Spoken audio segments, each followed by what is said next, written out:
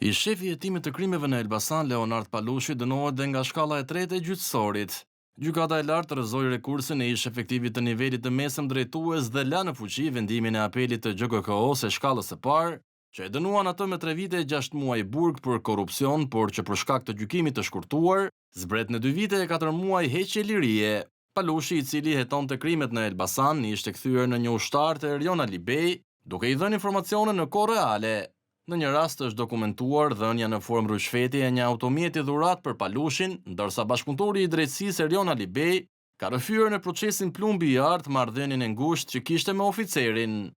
Po ashtu gjykata e lartë ka lënë në fuqi dhe dënimin me 8 vite e 8 muaj burg për Hekuran Markun, ish gardistit dhe ish antarit të togës së shoqërimit të ish ministrit e brendshëm Sajmir Tahiri,